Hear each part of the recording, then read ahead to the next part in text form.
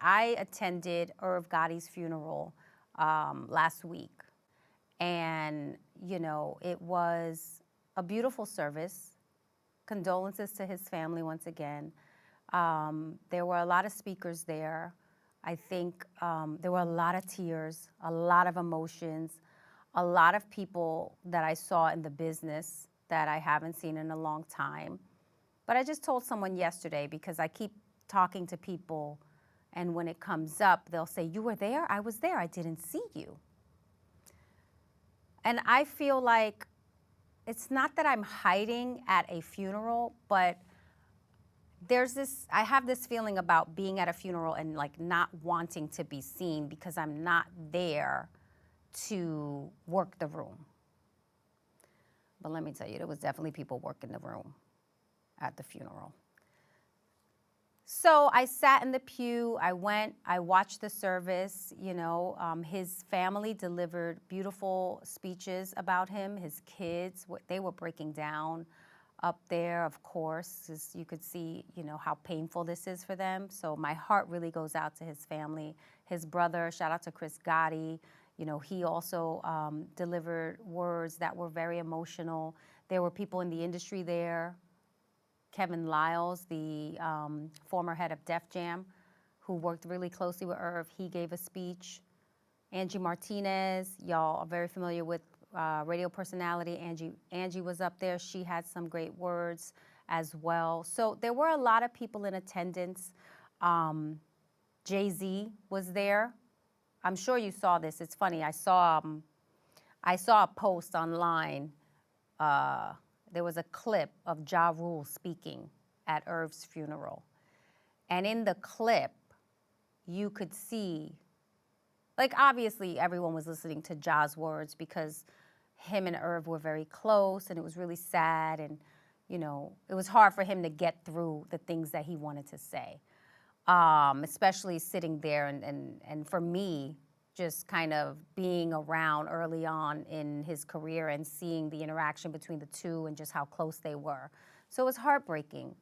But in this clip that had gotten posted to one of the blog sites, I caught a glimpse of like the back of Jay-Z's head. And when I was there, I was actually in the same section as Jay-Z. And I didn't even notice him until people were speaking and they started to point him out. And I went in the comments of this post, because I love reading comments. If you guys know me, you know that's what I do. I always look at the comments. And one comment said, "The person who took this video really wanted y'all to know that Jay-Z was there."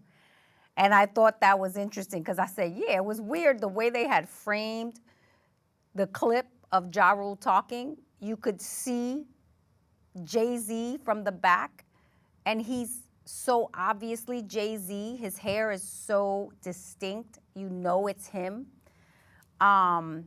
There was also a clip that I saw online where he, was talking to the Rough Riders, and they were there, and there were so many people that were there because Irv, he obviously he had so many relationships in the business. But like in that clip of Jay-Z, it posted and it went viral.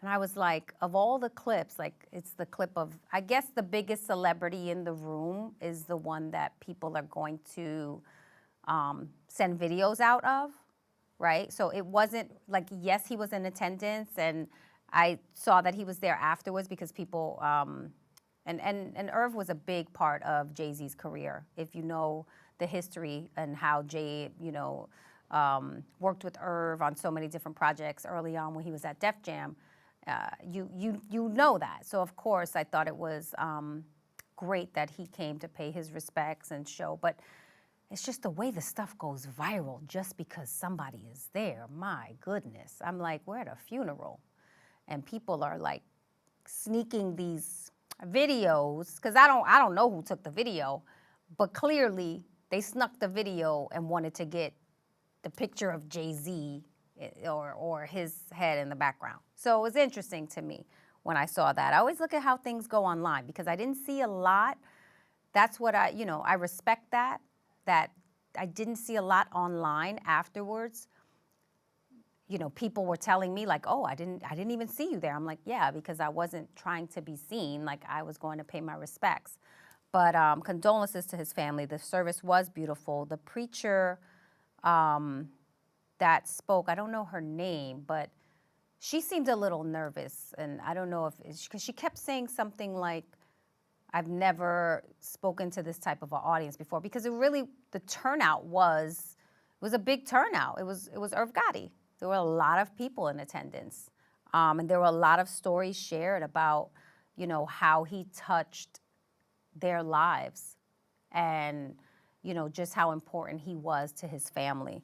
So, I want to definitely kind of once again say how heartbreaking it has been, I think, to the entire music industry to lose someone like that.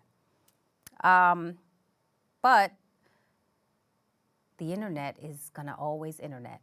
So regardless of whether we were at a funeral, you're going to see it on the internet.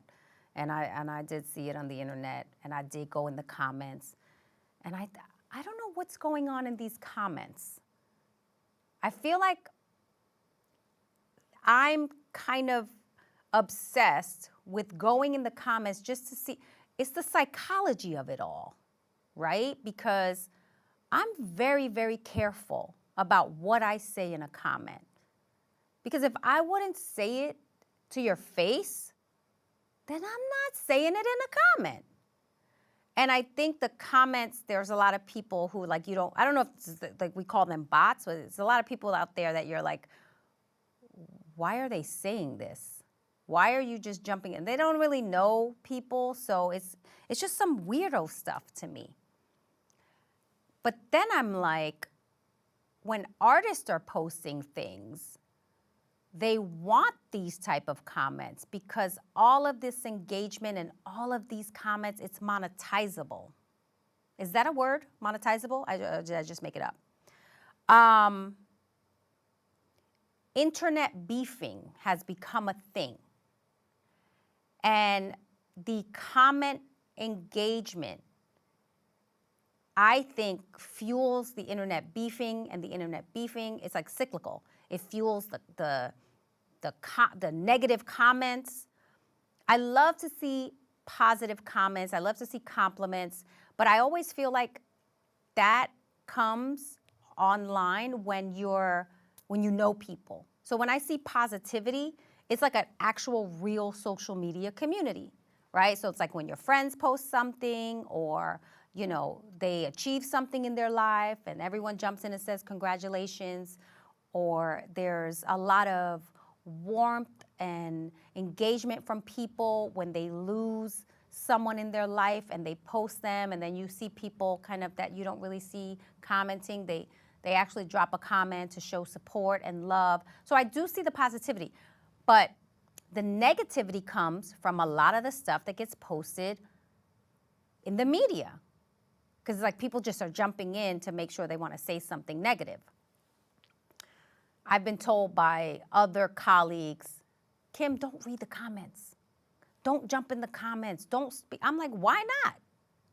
If you feel like you want to give me positivity, I want to thank you for that.